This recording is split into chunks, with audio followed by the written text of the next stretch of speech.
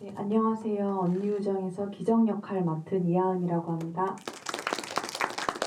네, 시간 되셨으면 워낙 또 주연 유정 역을 맡은 박예은 배우님이 여러 GV들에서 계속 활약을 해주셨는데 오늘은 약간 스케줄 일정이 맞지 않아서 못 오셨고 대신 두 여고생 열연해 주신 분들과 함께 영화에 대한 이모저모 이야기를 나눠보도록 하겠습니다. 제가 먼저 간단히 몇 가지 좀 질문을 드리고요. 또 여러분들께 궁금한 거 마이크 넘겨서 바로 이어서 질문을 받도록 할게요.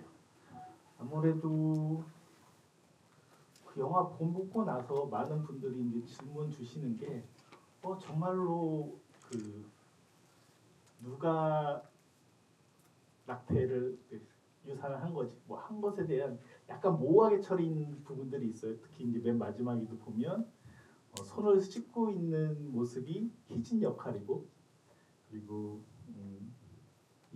기정이가 오히려 이제 이렇게 더 좀 여유롭게 바라보고 있는 듯한 인상이 있어서 그런 혼란 같은 저는 약간 의도적이라고 생각이 드는데 그런 부분들에 대해서 궁금했는데 감독님은 이제 어떤 생각이 있으신지 저는 예전에 한번 들은 적이 있어서 알긴 하는데 오히려 저는 배우분들께 서로를 바라보거나 특히 뭐 놀이터 장면들이라든가 이런 것들이 워낙 많다 보니까 그런 것들에 대해서 서로 이제 염두에 둔 것들은 그러니까 내용적으로 보면 확실히 기정이 그런 것이 맞다라는 확신은 들긴 하는데 그럼에도 불구하고 어떤 화장실 장면이라든가 놀이터 장면들에서 누가 과연 관객들한테 어떤 식으로 이걸 뭐 모호하게 하든 뭐 이런 것들에 대해서 서로 좀 상의하거나 고민한 것들이 무엇이었을까가 사실 영화 보는 내내 다시 보면서 제일 궁금했던 부분이었습니다. 어떤 얘기들을 하셨는지 궁금했어요. 이 문제에 대해서.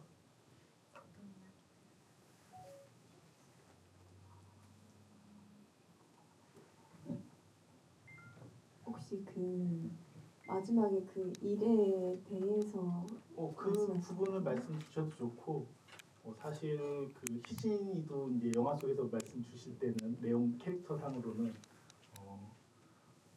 꼭 기정이가 그랬다라는 것에 대한 확실한 답보다는 그 마음을 알아야 되는 거 아니냐라는 쪽으로 또 얘기하기도 해서 약간 이제 모호하게 흐릿흐릿한 부분들이 있어서 이것들을 어떻게 생각하고 말을 하는 쪽이었는지 특히 화장실 장면에서는 희진의 모습 같은 거 손 닦으면서 우리 언니한테 전화하지 마라고 하는 그런 얘기를 하는 장면들도 포함해가지고 그때 어떤 감정이나 어떤 상황이라고 의식하고 이 장면들을 이제 연기했는지가 제일 궁금했었습니다. 일단은 사실 뭐 사건의 당사자가 희진이지만 사실 그 일에 대해서 뭔가 자세한 내막이 뭔지를 파헤치기보다는 기정이가 어떻게 보면 희진이도 알지 못하는 결정으로 인해서 자기가 자백을 하게 되는데 그런 이런 이유에 대해서 좀 더 희진이도 알아가려고 했던 것 같아요. 그리고 감독님께서 말씀하신 게 기정과 희진은 뭔가 또 다르게 분리되어 있는 친구라기보다는 같은 사람으로 생각을 한다라는 만큼 기정과 희진이가 갖고 있는 유대감과 과거나 어떻게 보면 결핍이나 이런 것들이 같이 함께 공유되고 있다라는 생각이 들거든요. 캐릭터가 그런 부분들에 있어서 사실 따로 거기에 대해서 뭐 얘기했다라기보다는 기정이가 갖고 있는 아픔과 결핍과 그런 생각들과 희진이의 그런 것들에 대해서 자연스럽게 서로 각자를 알아가고 연기하면서 맞춰갔던 부분인 것 같아요. 저는 그 장면 촬영할 때 원래 그 문을 열고 들어가는 장면부터 있었는데 이제 감독님의 의도에 맞게 감독님께서 편집을 잘 해주셨었고 그래서 관객분들도 보시고 누가 아이를 낳은 건지 많이들 헷갈려 하시고 희진이가 낳았다 기정이가 낳았다 이렇게 얘기를 많이 해주시거든요. 그래서 그게 중요한 건 아니기 때문에 감독님께서 편집을 그렇게 해주신 것도 있었고 저는 그때 촬영할 때 딱 희진이 얼굴을 볼 때 어떨까 이런 생각을 좀 많이 하면서 그런 고민으로 이제 그 씬을 촬영을 했던 것 같아요. 근데 이제 분장도 그렇고 다들 그 현장이나 그 분위기에 맞게 다 세팅이 되어 있어서 네, 희진이를 보고 네, 몰입하면서 촬영을 할 수 있었습니다. 이 영화를 따라가다 보면 그 장면이 또 되게 인상적이었던 게 뭐 그 상황을 재현하기 때문에 인상적이기보다는 기정이가 언니한테 전화를 하려고 했었구나 라는 그 액션 자체가 되게 중요하게 했고 그걸 말리는 희진의 모습도 또 되게 어떤 고민과 배려와 이런 것들이 또 다 같이 몰입되어 있는 장면이어서 그 전하는 모습의 연기 그때 그게 제일 어떤 포인트가 아니었을까라는 생각을 했었거든요. 그때 그 액션이나 그거 한 번에 잘 가셨는지도 궁금했었어요. NG 없이. 그때 보면 몇 번 갔었죠? 기억나세요? 그 NG를 그렇게 많이 이 스크립트를 찾아볼까요? 다 데이터가 있으신 거예요? 현이 뭐 먼저 그 연기에 대해서 한번 말씀 주세요. 네, 기정이한테 있어서 어쨌든 바로 떠오르는 사람이었고 하지만 그것을 언니와 소통하는 과정 속에서는 부작용 같은 것들이 있었기 때문에 이런 일련의 과정들이 있었다고 생각을 하는데요. 마음속에는 언제나 언니가 저한테 가족으로 남아있다. 그건 하나만은 확실하게 있었던 것 같아요. 그래서 그 아기를 볼 때 그 얼굴과 그 다음 바로 전화할 때 언니한테 다급하게 전화를 하는 것들 네 그것도 저한테 고민이 좀 많이 됐었는데 근데 또 NG가 그렇게 많이 나지는 않았었던 것 같아요. 그런가요?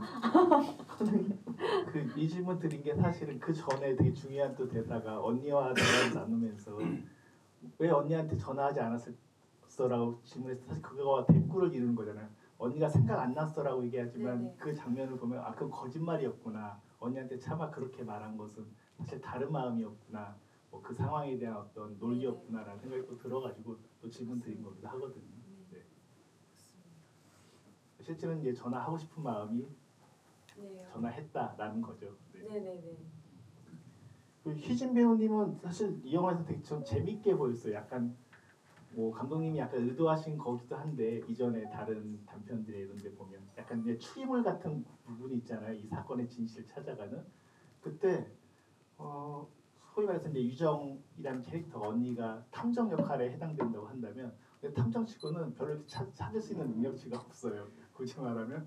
근데 그때마다 희진이 등장해서 뭔가 사건을 전개시켜주고 이야기를 나가는 식의 시나리오여서 저거를 되게 아슬아슬하다 싶은 생각도 있고 왜냐하면 사실 되게 열심히 찾아다녀야 되는 그 주인공이 또 역할도 있기 때문에 그때마다 희진이 기정보다 더 많이 나오는 거 아니야? 라는 생각이 들 정도로 사실 되게 많은 정보를 주거나 이 기정에 대한 이야기들에 대한 되게 풍성한 레퍼런스를 만들어주고 있기 때문에 조력자라고 보기에는 사실은 거의 이 사건을 끌고 가는 실마리는 희진이 다 두는 것은 아닌가. 그래서 저는 오히려 희진이 그 탐정에 더 가까운 것은 아닌가 뭐 이런 생각도 해봤었는데 뭐 이런 생각은 어떠신지 또 궁금하기도 했었습니다.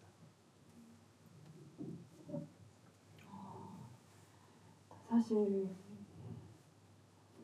기정의 대변인으로서 좀 더 유정을 대신해서 기정이 대신해서 이 사람이 과연 기정이가 믿을 만한 가족인가 정말 도움을 손내밀 수 있는 그런 믿음직한 어른인가라는 생각을 갖고 다가가면서 또 그 안에서 정말 나보다도 알지 못하는구나 언니라는 사람이 거기에 대해서 오는 또 실망감도 있었고 어떻게 보면 기정이를 더 소중한 존재라고 생각을 하고 있으니까 희진이가 그리고 희진이조차도 어른에게 도움을 청하고 싶은 사람이었잖아요.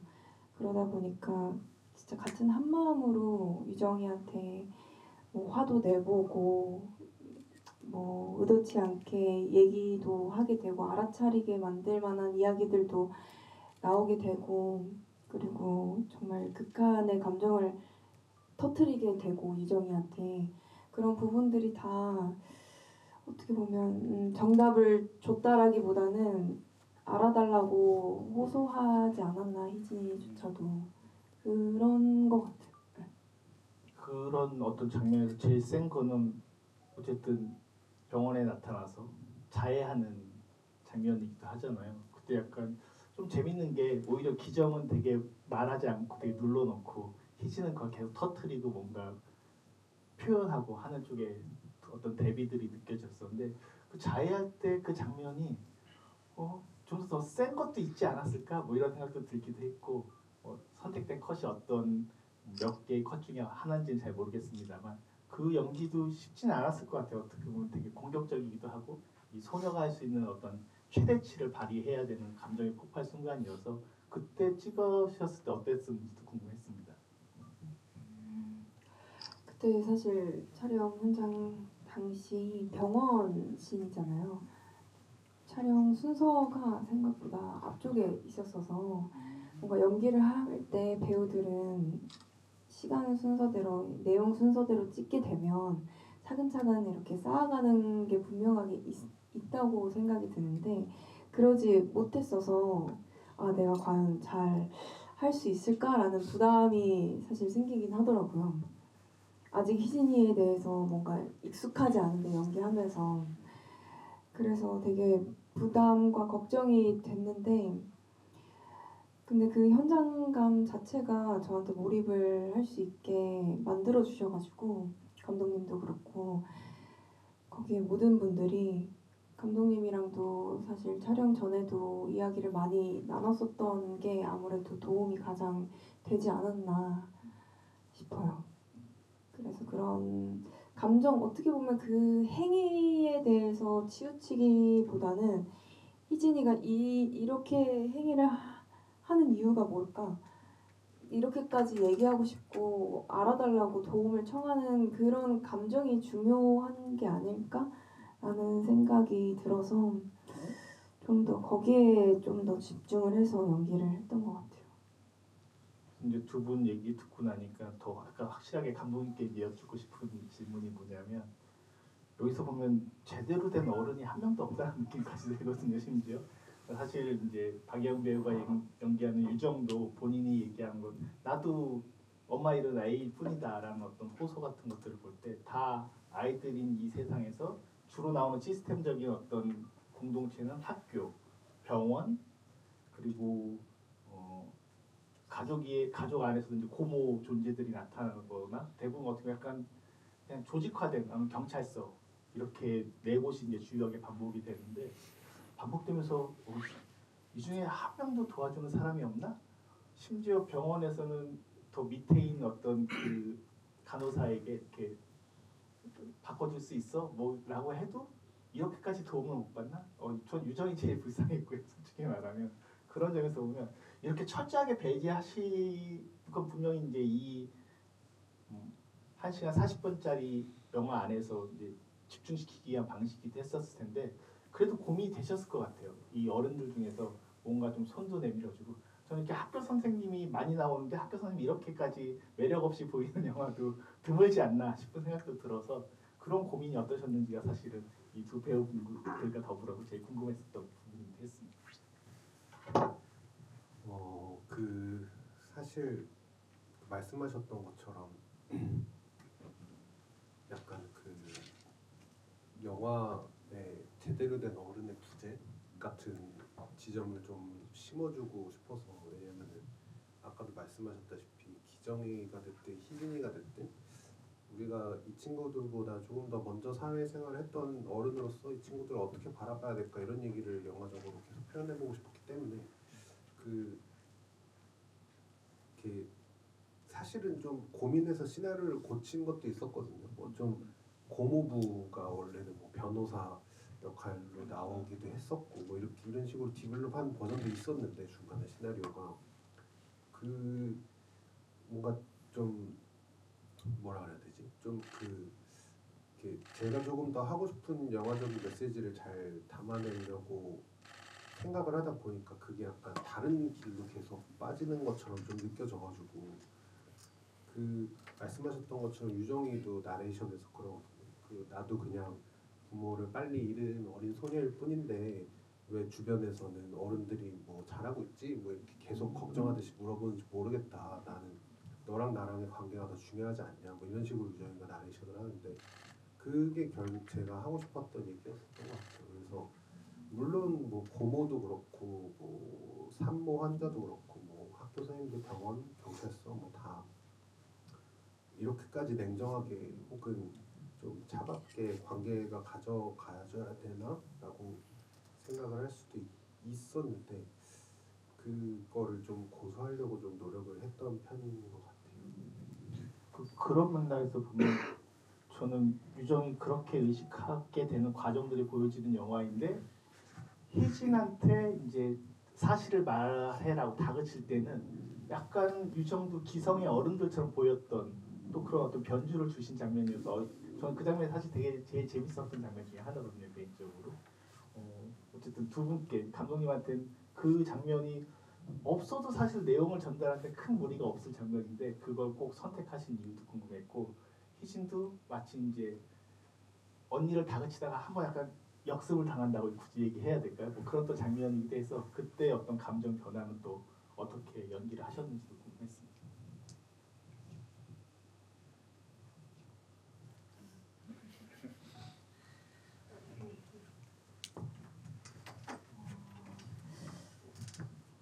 사실 서브웨이 씬이 어떻게 보면 그 유정이한테 희진이가 연락을 하거든요. 만나자고 해서 대부분 희진이 더 먼저 나타나는 것이죠. 네. 맞아요. 유정이한테 계속 조금씩 다가가면서 이 사람에 대해서 알아가고 기정이랑 희진이의 이야기를 과연 내가 전달할 수 있을까, 얘기할 수 있을까 하는 생각에 다가가면서 유정이가 사실 그러니까 어떻게 보면 뭐 희진이의 판단이지만 희진이가 바라봤을 때는 유정이 또한 똑같은 믿지 못할 어른이다라는 생각이 사로잡혀 있다 보니까 계속 좀 더 툭툭 던졌던 것 같아요. 툭툭 화도 났기도 했고 그런 부분들을 알아달라고 하는 마음도 있었고 그 속에서도 사실 희진이가 얘기하고 싶은 마음이 분명하게 있을 거라고 생각이 들거든요. 아무리 믿지 못하겠다라는 생각은 있지만 정말 톡 하면 바로 터트릴 수 있을 만한 큰 이야기다 보니까 그런 부분들이 유정과 얘기할 때 조금씩 유정이가 알아채기도 하다 보니까 순간적으로 저도 방어적인 마음으로 뛰쳐나갔었는데 그러면서 유정이가 딱 소리 지르잖아요. 그럼 정말 지금처럼 이렇게 얼어붙었던 것 같아요. 정말 그 순간 희진이가 얘기를 하잖아요. 정말 누구랑 그랬는지가 중요한 게 아니라 왜 그랬는지가 중요한데 그걸 알지 못하고 계속 말하라고 얘기를 강요를 하니까 그런 감정에 좀 더 희진이도 다 터져버린 게 아닌가 싶습니다.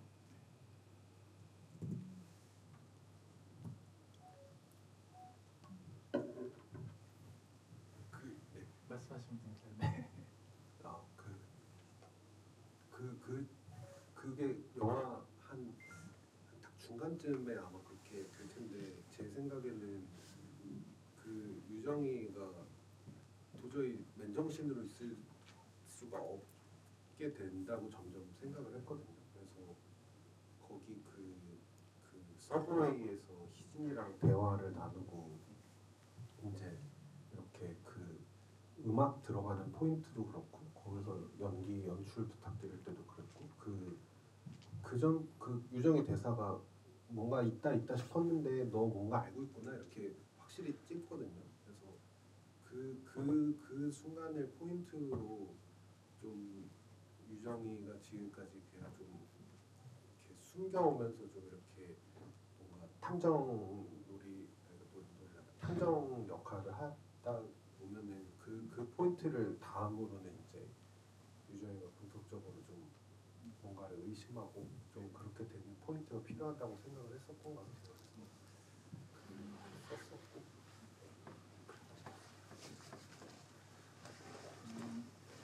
점점 이제 얘기가 약간 무거워지는 것 같은데 제가 너무 진지하게 질문을 드리고 있는 것 같아요. 사실 좀 약간 가벼운 질문이기도 하고 저는 의식했는데 이런 질문 나왔었는지 궁금한데요. 두 분의 헤어스타일이 기본적으로는 기정 역할은 묶은 머리가 대부분이고 희진은 약간 풀린 머리가 대부분인데 이게 중간중간 변하더라고요. 근데 이제 그게 의도처럼 보이기도 했어요. 제 눈에는. 예를 들어서 놀이터 장면에서 엄마 얘기할 때는 둘 다 되게 서로 좀 친근하고 둘 다 머리가 풀려 있는 채로 나오고 있는 장면들이 있었고요. 그다음에 화장실 장면에서는 또 둘 다 머리를 묶은 채 있어가지고 처음에 누가 누군지를 그 약간 어두운다 보니까 헷갈리게 되는 부분들도 있었거든요. 그래서 이런 미장센도 감독님 어느 정도 의도하고 하신 건지 아니면 제가 그냥 보다가 우연히 알아서 갖다 끼워 맞춘 것인지 뭐 이런 것이 사실 궁금하기도 했고 두 분도 이제 어떤 장면들이나 서로 이렇게 바라보다 보니까 좀 닮아있다라는 느낌을 주기도 하거든요. 그 영화적 이미지로는.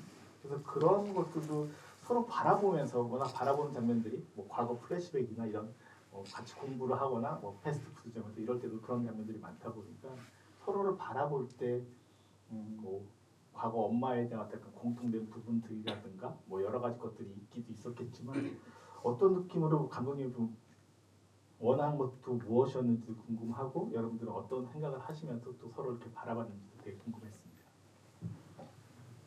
네, 그 말씀해주셨던 것처럼 그 플래시백 장면들의 교복을 입고 나오시는 씬들이 많은데 이제 그 시간, 그러니까 그 영화적인 시간이 지금 이게 진짜 과거인지 아니면은 뭔가 유정이가 떠올리는 상상인지 아니면은 뭐 이렇게 지금 현실인지 뭔가 이렇게 나름 좀 영화적으로 풍성하게 보여지게 하고 싶어서 그 헤어스타일의 좀 변화를 부탁드렸었고요.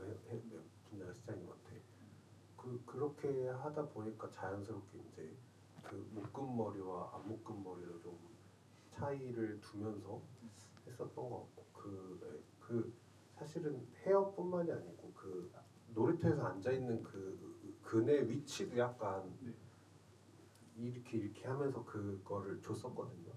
근데 그게 이제 뭐 그렇습니다. 그냥 현실인지 상상인지 진짜 과거인지 약간 이게 사실 당연히 그냥 툭 되게 성의 없이가 아니라 뭐라 그러죠? 되게 친절하지 않게 플래시백이 그냥 툭 나오고 이렇게 진행되거든요. 그래서 약간 저는 관객분들이 영화를 봐주시면 당연히 그냥 과거라고 생각을 하실 거라고 생각을 했지만 이게 그 유정이가 떠올리는 이 두 친구들이 이랬을 거다처럼 느껴지게 하고 싶기도 했었고 혹은 뭐 아니면은 희진이가 언니한테 나는 사실 기정이랑 이런 시간들을 보냈다라고 말해주는 장면처럼 보이게 하고 싶기도 했고 뭐 그렇게 느껴진 장면도 처음에 플래시백 나왔을 때는 희진이가 마치 이렇게 말해주는 것 같은 그런 식으로 좀 노력을 하려고 좀 했던 편인 것 같아요. 두 분은 두 분 대화하는 장면들 약간 뭐랄까 사춘기 소녀들이 약간 꽁냥꽁냥하는 그런 분위기이기도 하고 한편으로는 마음속의 고민들에 대한 얘기이기도 하고 가정사에 대한 얘기도 또 많이 있어서 대부분 둘이 되게 친했구나라는 것 나중에 이제 희진이가 결국엔 뭐 6개월 전에 헤어졌다는 것도 연락이 안 된다는 것도 거짓말이었구나라는 것을 사실 뒤집어버리는 또 그런 과거 장면들이기도 해서 그 연기를 하실 때는 어떠셨는지가 궁금했습니다.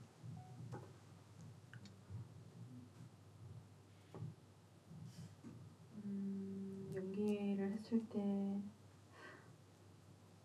진짜 재밌었던 것 같아요. 희진이랑 있는 장면, 과거 장면에서는 아무래도 사건이 일어나기 전이고 굉장히 이 둘 사이의 관계도 보여주는 장면이고 되게 서로가 너무 특별한 그 장면들이기 때문에 서로가 특별했고 저도 뭔가 연기를 하면서도 해방감이 느껴졌던 것 같아요.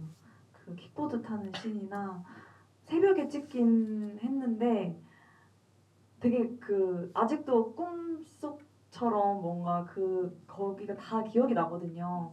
그래서 되게 특별하게 저한테 기억이 돼서 그 장면도 사실 저도 되게 좋아하고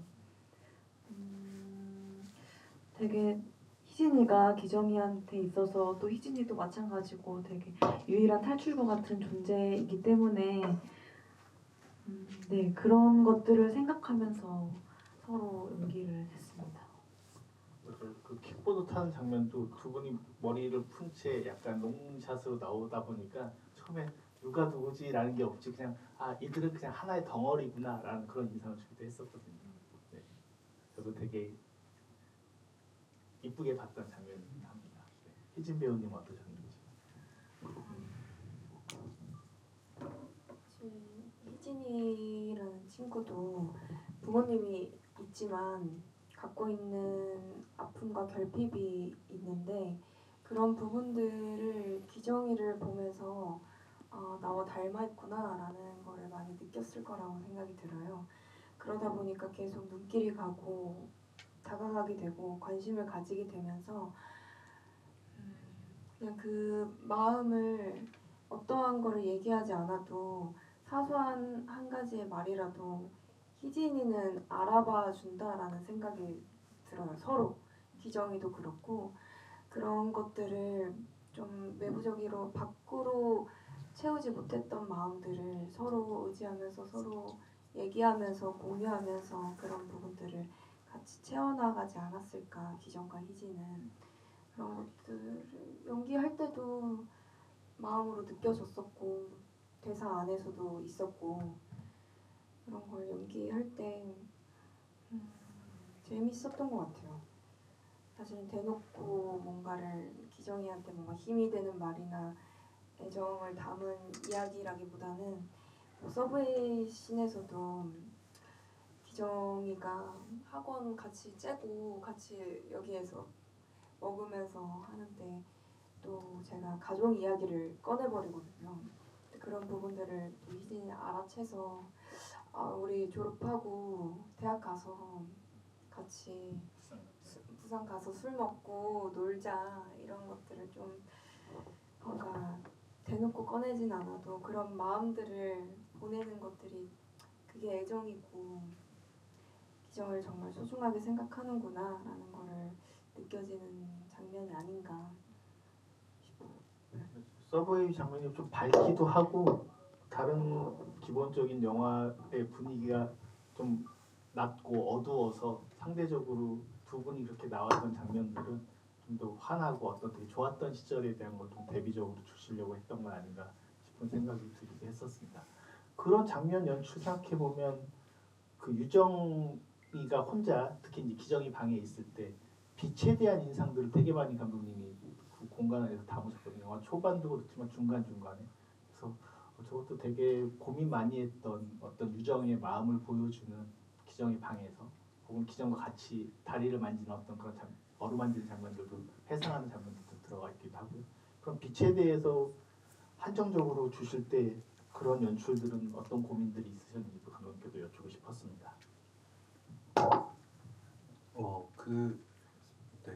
사실 저희가 독립영화다 보니까 큰 조명기 같은 거를 사용할 수 있는 형편은 못 됐었는데 제가 그래도 그 창밖 영화의 그 톤 앤 매너를 만들어주는 요소가 뭐가 있을까라고 생각을 했을 때 어딘가 공간에 있을 때 창밖의 배경의 녹음이라든가 아니면 그 창으로 들어오는 햇빛 같은 거는 좀 고집을 부려서 좀 영화적으로 담아내고 싶다라는 생각을 많이 했었던 것 같아요. 그래서 뭐 집에서든 아니면 학교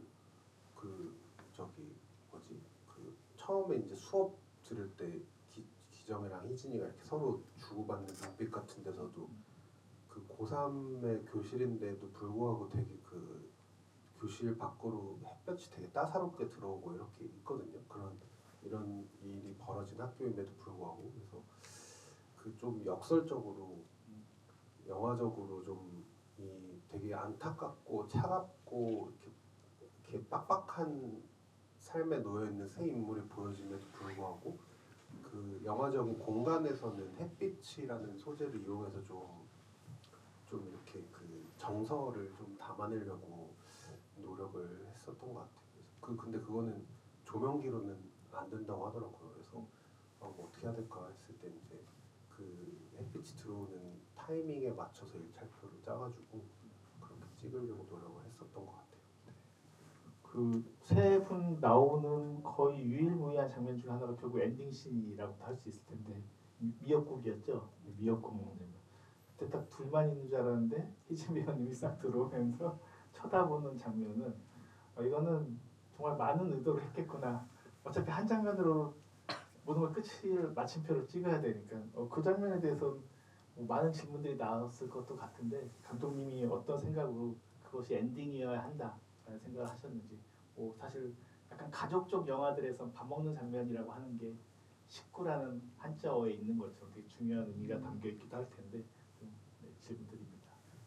네, 그 사실 이 영화의 클라이막스라고 생각을 한 부분은 이제 그 유정이가 박수진 산모한테 그 내용들을 읽어주다가 알게 되는 이 역설적인 아이러니한 상황을 깨닫게 되고 희진이를 만나러 가고 그 기정이를 구해내는 그 부분이 클라이막스라고 생각을 하고 거기가 사실 엔딩이라고 생각을 했거든요. 근데 이제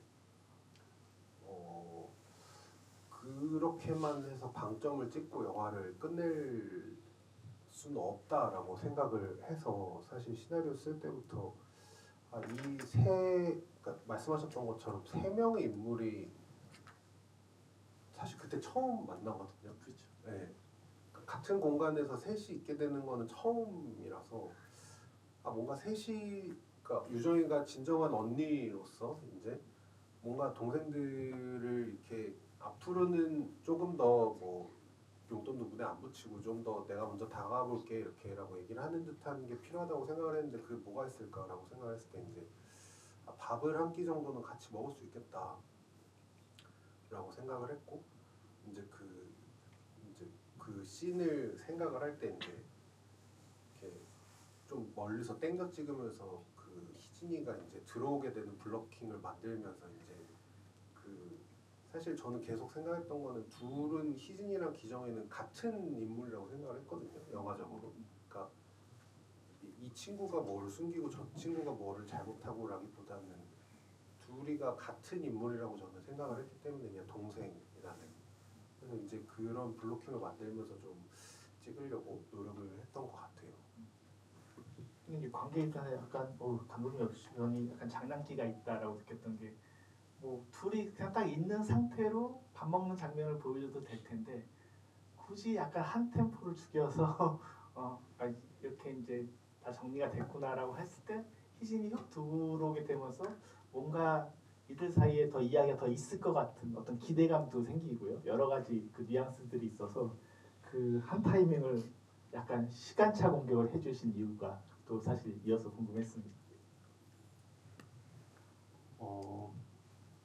근데 그 말씀하셨던 것처럼 그 사실 그 씬 쓸 때 대사를 절대 생각 안 했거든요. 그리고 상황과 여건만 된다면은 되게 그 밥 먹는 그 식기가 부딪히는 소리만 이렇게 믹싱해서 되게 조용 무슨 우주 공간 같은 데서 이렇게 국밥 미역국 그릇에 막 숟가락이 부딪히는 그런 소리만 살려서 넣고 싶었었는데 그 저희가 믹싱을 그렇게 할 수 없는 상황이었고 그렇게 제 생각대로 하려고 하면은 그거를 다 폴리를 다시 따야 된다 그래서 하여튼 이 친구들이 거기서 셋이서 밥을 먹을 때 저는 대화는 안 나눠도 된다고 생각을 했거든요. 그렇지만 말씀하셨던 것처럼 이제 한 템포 있다가 희진이가 들어오게 되면서 얘네들은 충분히 영화에서 제가 보여주지 않았던 장면보다 더 많은 이야기를 했을 거고 뭔가 이제는 조금 더 셋이서는 그래도 같이 밥을 먹을 수 있을 만큼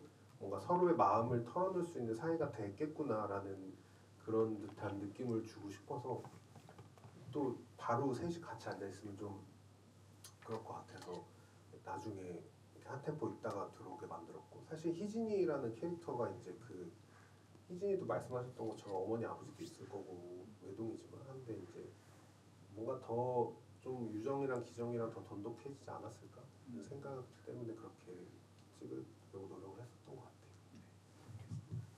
제가 많은 질문을 드렸기 때문에 아마 여러분들도 들으시면서 비어 있는 부분들도 있고 궁금하신 것들 많으실 것 같아요. 손 들어주시면 네. 잠깐 호중 프로그래머가 마이크가 네 마이크 준비되어 있으니까 바로 요 앞에도 먼저 좀 주셔가지고 마이크 남겨드리겠습니다.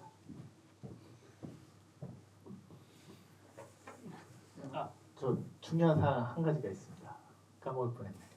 선물이 5가지가 준비되어 있습니다. 감독님 지인분의 엄청난 선물이 너무 엄청나다고 과대한 건가요? 네. 근데 되게 좋은 선물이에요. 제가 살짝 구경했는데 그래서 선착순으로 그건 증정해드리도록 하겠습니다. 영화 10번째 GV를 첨부하고 있는데요. 여러 질문들을 많이 했었는데 오늘은 두 분께서 감독님 전작 단편 영화를 보셨는지 모르겠지만 감독님 전작 중에서 혹시 연기해보고 싶은 캐릭터가 있으신지 감독님은 혹시 캐스팅 해준다면 두 분 중에 어떤 역할을 캐스팅해보고 싶으신지. 제 단편 보셨나요? 제가 번에는 들었었던 것 같은데. 인사 캡슐로 뜨셨죠 단편 영화계에서 제 기억이 맞다면 저도 그걸 보게 됐던 기억나고 그다음 더더더 뭐 그렇게 계속 이어서 오셨죠. 맞아요. 인사 캡슐. 네. 누구로 캐스팅하고 싶으신지. 두 분이요.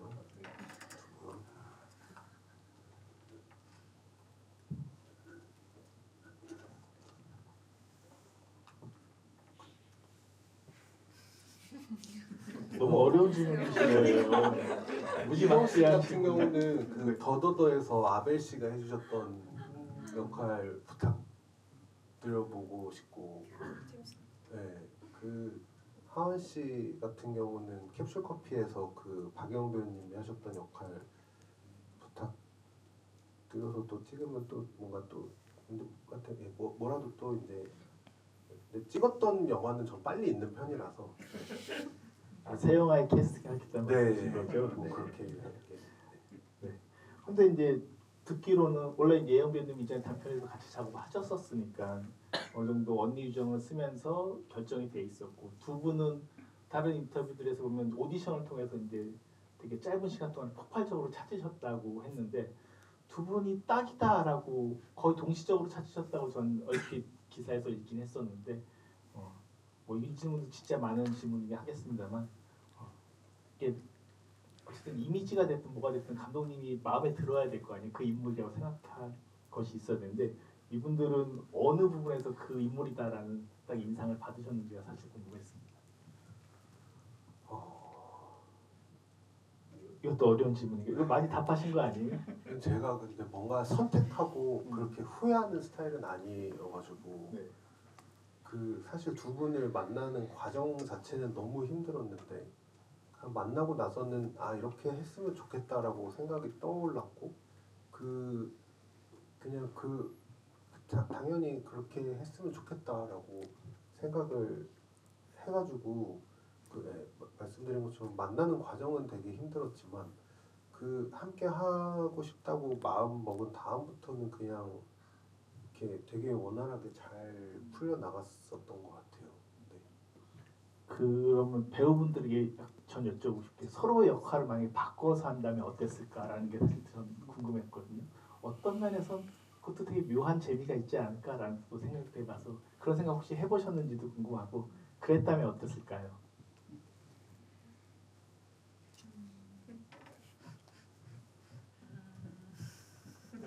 이제 윽박 지르고 언니를 압박하고 압박 잘 했을 것 같아요. 저도. 근데 또 워낙 촬영을 하면서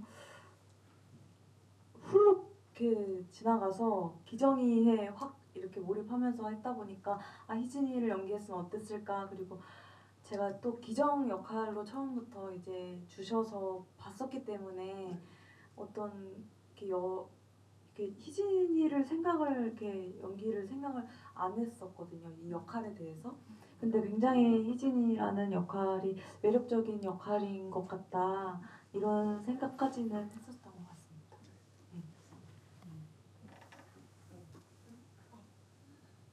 이경 배우. 저는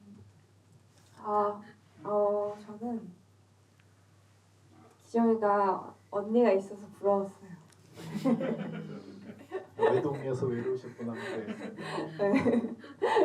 그냥 그 스토리상에서 기정이가 언니가 있고 그 언니가 기정이를 위해 정말 달려나가는 그런 모습들을 보면서 나도 언니 갖고 싶다 이런 생각 정도는 했던 것 같습니다.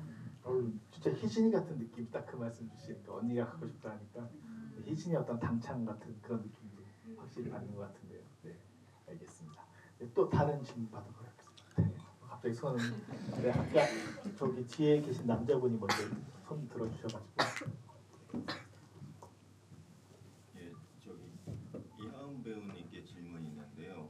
그 배우님이 하시기에 기정은 왜 기껏 자수를 하고 한마디도 얘기를 안 했지. 그리고 그 이후에 그 나온 이후에 기정이는 어떻게 됐을 것 같은지 거기서 보면 그 형사처벌 받으면 학교에서 퇴학 처리된다는 말이 있는데 형사처벌을 안 받았어도 다시 학교로는 돌아가기 힘들지 않을까. 그 비슷하게 그 여고생의 임신이랑 출산 다룬 독립영화가 얼마 전에 개봉을 했었는데 거기서도 학교로 굉장히 힘들게 돌아갔었거든요. 근데 기정이 같은 경우는 아예 학교에서 그렇게 낳고 유기한 경우니까 형사처벌을 안 받았어도 다시 학교로 돌아가기는 힘들지 않을까 싶은 생각이 드는데 배우님은 어떻게 생각하시는지. 하은 배우님한테 질문하시면 예. 네. 일단 GV 다니면서 조금 비슷한 질문을 받게 돼서 이제 예영 배우님이랑도 같이 이야기를 하게 됐었는데 제가 기정이가 만약에 학교로 돌아가고 싶지 않아 한다면 언니도 그 선택을 따라줄 것이고 다른 학교로 가고 싶어 한다면 언니도 그 선택을 존중해 줄 것 같다. 이런 이야기까지는 나눴었던 것 같아요. 당장에 그 학교로 돌아가지는 않아도 다시 이제 제 자리를 찾기 위해서 노력하지 않을까? 네, 그런 생각은 듭니다. 그리고 또 첫 번째가 왜 말을 하지 않고 않았는지, 자수를 했는지에 대한 질문이시죠. 기정이는 굉장히 어른스러워 보이고 다 척척 다 해낼 것 같은 친구인데 저는 그 속에서는 굉장히 많은 말들을 하고 있을 것이다 이렇게 생각을 했었고요. 굉장히 복잡하고 더 복잡하고 말을 안 하는 만큼 더 복잡하고 더 감정의 변화도 심하고 외로움도 많이 느꼈을 것이고 어떤 희진과의 관계에 있어서도 희진이도 너무 중요한 이유도 있었을 것이고 그리고 어떤 그 생명에 대한 죄책감과 책임감 이런 것들이 그 어린 나이엔 더 컸을 것이고 그리고 일단 제일 컸던 건 그 18살이라는 나이가 주는 사실 저도 그때를 생각하면 어떤 일이 일어나도 이상하지 않을 나이라고 생각하거든요. 지금 제가 성인이 돼서 그때를 생각을 하면 내가 왜 그런 고민을 했지? 내가 왜 그런 것까지 크게 생각을 했지? 막 이렇게까지도 생각을 하게 되거든요. 어떤 그런 엄청 격동기를 겪고 있는 어린 그 소녀라고 생각을 했고 더 여린 그리고 또 기저에는 어떤 가족의 안정감에 대한 결핍 같은 것들이 한데 이렇게 모여서 그게 충동적으로 발생하지 않았을까? 그런 생각이 들었습니다. 네.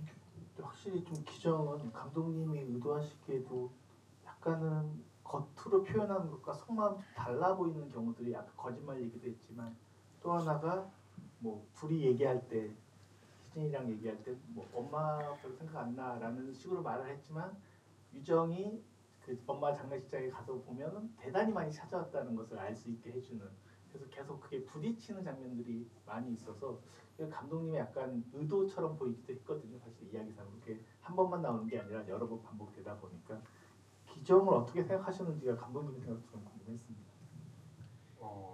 네, 그 말씀하셨던 것처럼 진짜 저 친구가 어떤 상황이고 어떤 아이인지를 들어줄 수 있는 어른이 없기 때문에 저렇게 됐다고 저는 생각을 했거든요. 그러니까 하지만 이제 영화의 마지막에 가서는 언니가 이제는 기다릴게. 이제는 좀 너무 늦지 말아주라. 이번 한 번만.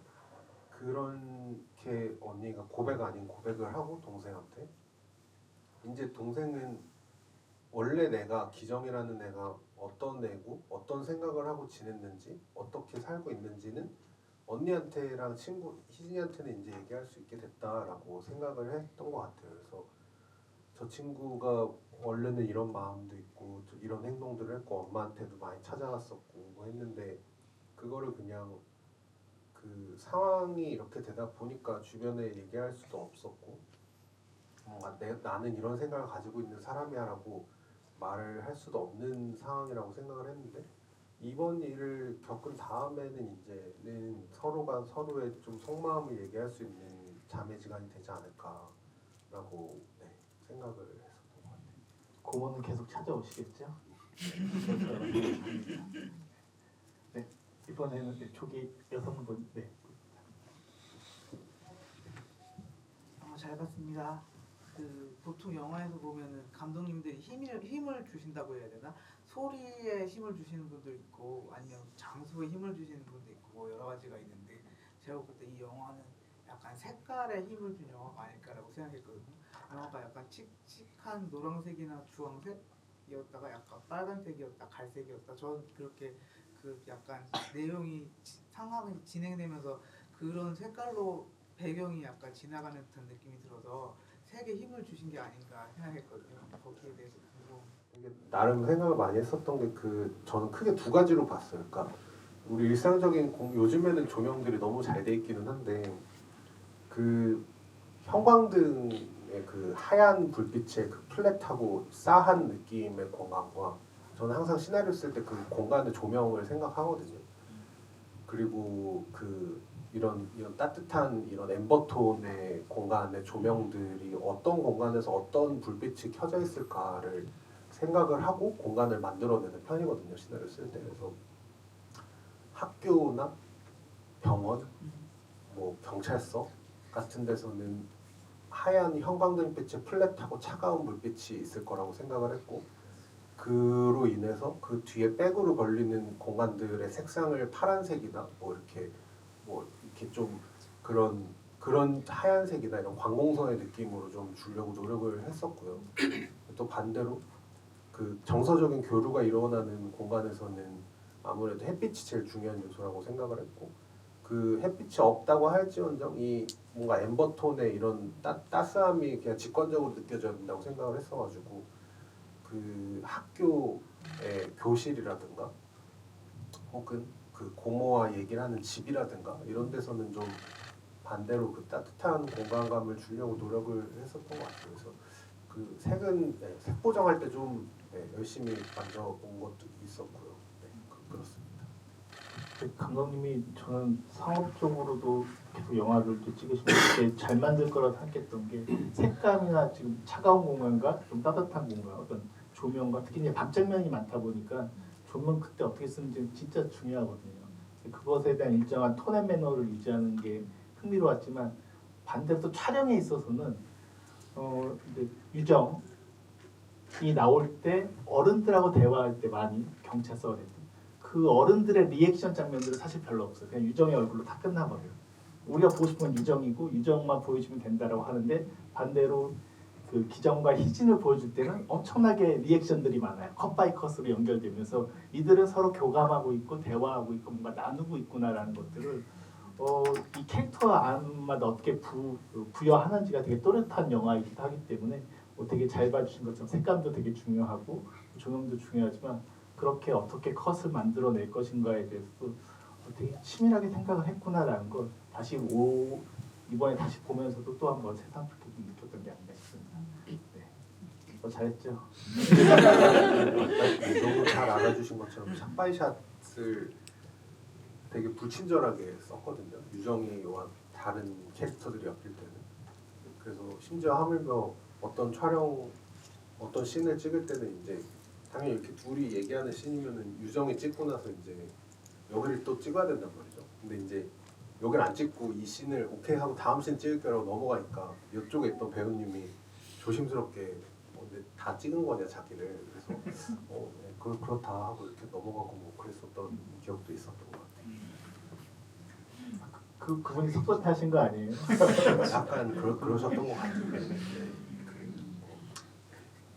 제가 근데 그 시간적 여유가 많지 않은 독립영화의 현장에서 효과적으로 이야기를 뽑아낼 수 있는 콘티가 뭐가 있을까라고 고민을 하다가 그렇게 사실 어떤 작품이 완성되는데 경제적인 것도 또 되게 중요한 요건이 되거든요. 그런 것도 주어진 여건 안에서 물론 힘드시다는 건 아닌데 최대한 잘 끌어내신 게 아닌가 싶습니다. 네, 다른 질문. 네, 감독님 한번 선택해 주세요. 네. 제가 다 하려니까 나중에 욕 먹을 것 같아서. 저기 네.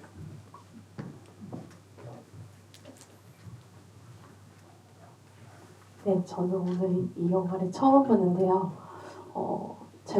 제목이 언니 요정이라서 저도 동생이 한 명 있었는데 언니 역할에 이렇게 이입해서 보게 됐거든요. 그래서 방금 말씀하셨는데 좀 제대로 된 어른이 없다고 말씀하셨는데 저는 오히려 언니가 제대로 된 어른은 아니다라는 생각이 오히려 들었어요. 왜냐면 언니가 있는 상황이나 그런 역할에 있어서는 최대한 할 수 있는 것들은 좀 했다고 생각을 했거든요. 그래서 오히려 여기 그 두 배우분이 맡으신 그 역할이 좀 제 입장에서 좀 짜증나고 좀 답답하기도 했어요. 언니로서. 그래서 궁극적으로는 두 배우분은 언니한테 어떤 한마디를 듣고 싶어서 그렇게 서로 소리도 지르고 좀 답답함을 표출했는지 그게 좀 궁금합니다.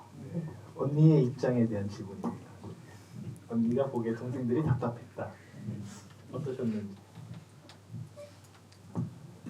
기정이는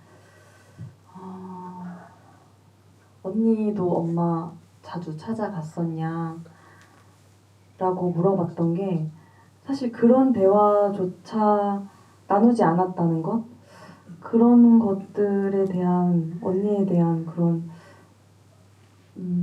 뭐랄까요,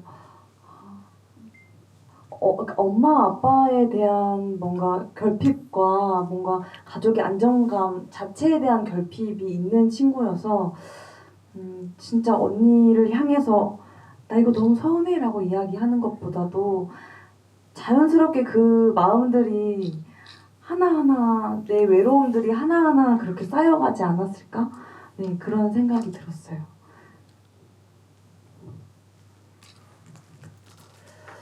희진이는 사실 뭐 유정이가 친언니는 아니잖아요. 그러다 보니까 좀 더 기정이를 대신해서 그리고 어른과 대조되게 이 나이 18살 10대에 보호자가 필요한 사람으로서 유정이를 대했던 것 같아요. 유정이에 대해서 존중보다는 좀 더 자기 자신을 생각하고 유정이한테 표출한 게 아닌가. 근데 그 안에서 사실 어떻게 보면 기정이도 그렇고 희진이도 그렇고 알아봐 달라, 구해달라고 하는 게 제일 크지 않았나.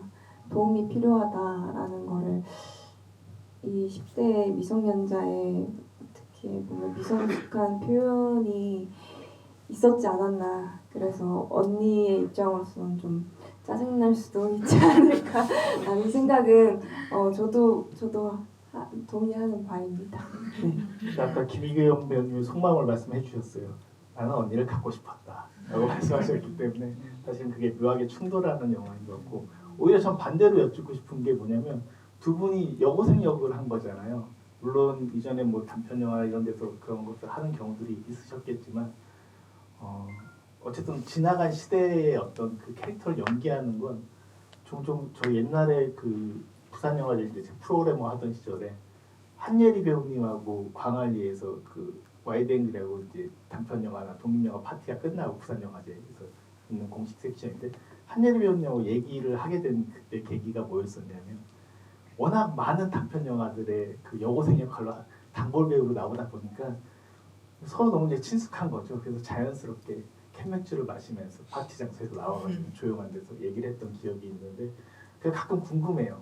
자기의 나이를 지나서 여고생 역을 한다는 건 뭔가 특별할 것 같기도 하고 뭔가 좀 뭐랄까 타임머신 탄 느낌이 들기도 할 것 같은데 어떠신지가 좀 궁금했습니다.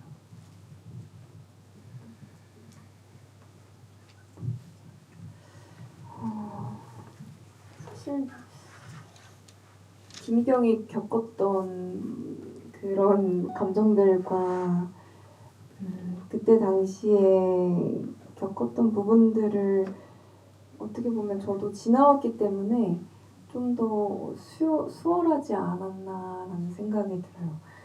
사춘기도 겪어보고 미성숙한 그 감정이 자라나면서 그때 당시에 왜 이랬지? 왜 이런 감정이 들었을까? 왜 이렇게 격동기로 엄마와 부모님과의 가족관계에서 정말 왜 이렇게 툭툭 튀어나오는 것들이 그때 당시에는 알지 못하는 마음이었는데 이제는 알기 때문에 희진이의 마음을 좀 더 알아봐 줄 수 있는 나이라서 좀 더 나이가 더 들고 제가 아직 겪어보지 못한 일들보다는 더 수월하지 않았나 싶어요, 저는.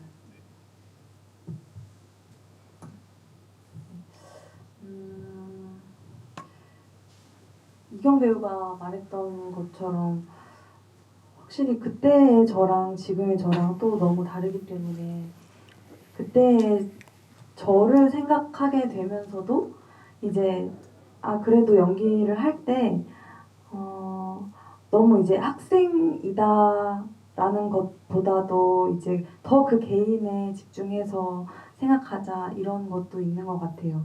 그 한 사람 개인의 성향과 이런 사실 그 나이대라고 다 이런 행동을 하게 될 거야라는 것도 사실 없기 때문에 그 친구의 마음들을 조금 더 생각을 하면서 연기를 하는 것 같습니다. 시간왕에서 마지막 질문 받을 텐데요. 하은배님께서 마지막 선택을 어차피 선물도 마지막에 하나 준비돼 있어요. 가장 빨리 드셔서 네. 저 하은 배우님한테 지금 드리고 싶은 게 있는데 편집된 장면 중에 희진이가 있는 화장실 이렇게 문 여는 기정이 원샷이 있다고 들었는데 그 장면을 되게 중요하게 생각하시고 들어가셨다고 제가 기억을 하는데 그때 기정이가 어떤 마음이었을지 배우님이 생각하는 어떻게 연기를 하셨고 무슨 마음이었을지 그게 너무 궁금하고 그리고 이거는 질문은 아닌데 지금 이경 배우님 어떤 기정이 너무 궁금해서 언니 생각이 안 났어. 대사 한 번만 쳐주시면 안 돼요? 이거 약간 신선합니다. 이렇게 요구하는 거 제 경험상에 없었던 데이터여가지고.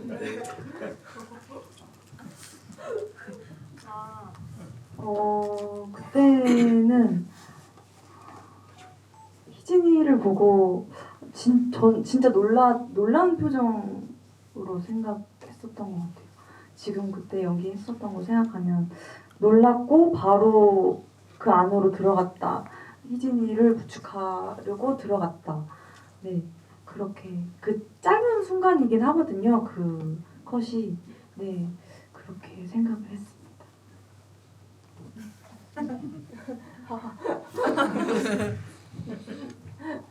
어떻게 하면 될까요? 언니 역할 해주시겠어요?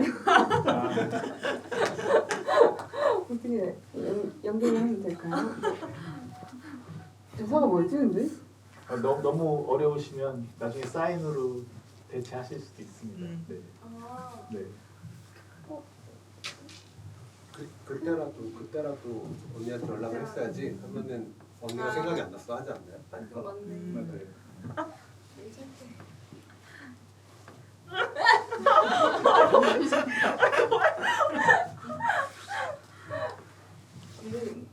그때라도 언니한테 연락했어야지.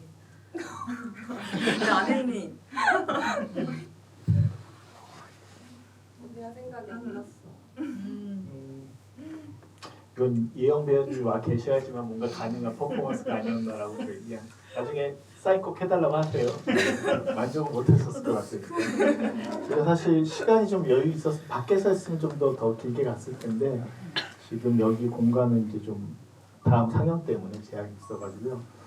끝으로 뭐 두 분은 드라마에서도 계속 활동을 하고 계시니까 뭐 차기작에 대한 얘기나 계속 영화에서 더 많이 저는 복구시키기도 하거든요, 개인적으로는. 그래서 그런 것들에 대한 계획, 감독님도 아마 영화 개봉하고 나서 뭐 또 여러 제작사나 그런 요청들도 계속 있었을 것 같은데 뭐 쓰고 싶은 시나리오도 있다는 얘기를 듣기도 했었고, 네, 다음 계획에 대한 얘기를 마무리 인사로 다 부탁드리겠습니다. 네, 일단 독립영화 시나리오는 2개 장편 써놓은 게 있어서 제작 지원 이런 건 꾸준히 돼서 찍을 수 있는 기회를 가지려고 노력하고 있고요. 아마 보통 영진이가 1월, 2월쯤에 받을 거예요. 네. 그러게 뽑아주셨으면 좋겠네요. 그리고 다행히 개봉하고 전주 그때부터 뭐 이렇게 근데 요즘 너무 뭐 상황이 안 좋다고 해서 어쨌든 시나리오를 좀 개발해 볼 수 있는 기회가 좀 있을 것 같아서 그런 것도 좀 조심스럽게 어쨌든 하고 앞으로 이 일을 계속 업으로 삼고 싶은 마음이 가득 드는 요즘입니다. 네.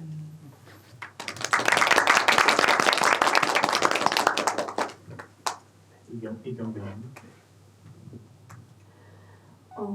또 이렇게 귀한 주말에 저희 영화 보러 와주시고 함께 이야기 나눠주셔가지고 너무 감사드리고요. 또 저 또한 영화나 드라마 앞으로 더 많이 활동하면서 다양한 캐릭터를 연기하고 관객분들께 이야기 건네고 메시지를 전달하는 그런 역할을 잘 수행해낼 수 있는 배우가 되겠습니다. 네, 감사합니다. 하은 배우님. 네. 네, 이렇게 와주셔서 정말 감사드리고요. 오늘 또 더숲 아트시네마라는 진짜 아늑한 공간에서 같이 이렇게 재밌게 이야기 나눌 수 있어서 저도 정말 좋았고요. 저도 좋은 이야기로 또 만나뵐 수 있도록 노력하겠습니다. 감사합니다. 네, 감사합니다. 양해해 주신다면 배우분과 감독님 저기 모시고 전체 사진 한번 찍고